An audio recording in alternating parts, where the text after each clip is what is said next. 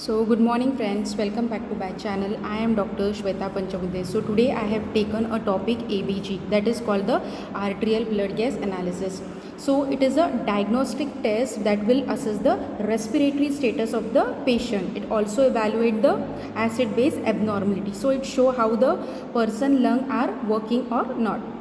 So for ABG, we have to remember the four component. First is the pH, PCO2, PO2 and the SCO3. So pH, it measures the concentration of the H plus ion in the solution. So it shows whether the blood is acidic or alkali. Second is the PCO2, it is the partial pressure of carbon dioxide. And third is the PO2, it is the partial pressure of oxygen in the blood. So both these are the respiratory parameter. The fourth are the SCO3, so it is a metabolic parameter. So it is that ability of the kidney, how much it will retain or excrete the SCO3 ion, that is the bicarbonate ion.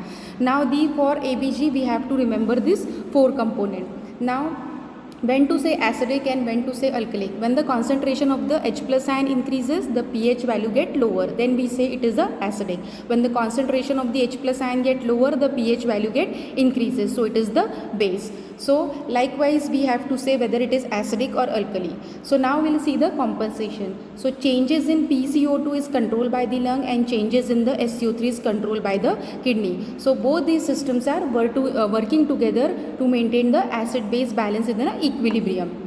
So first we will see the what is respiratory acidosis.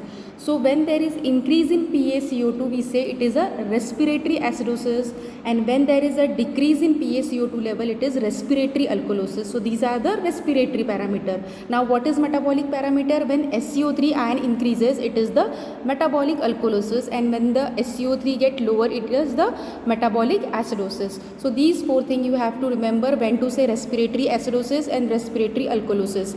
So now we'll see the compensation. So how when PaCO2 level get increases, how the kidney will compensate. So when to say uncompensated, partially compensated and compensated. So suppose there is increase in PaCO2, the pH is lower, so it is the respiratory acidosis, but there is no response from the kidney, so it is a uncompensated. So this is the uncompensated respiratory acidosis. The second one is the partially compensated. So in partially compensated, there is increase in PaCO2, the pH value get lower, but kidney start respond to increase the SCO3 ion, but our pH value is still on the lower side. So now I can say it is partially compensated.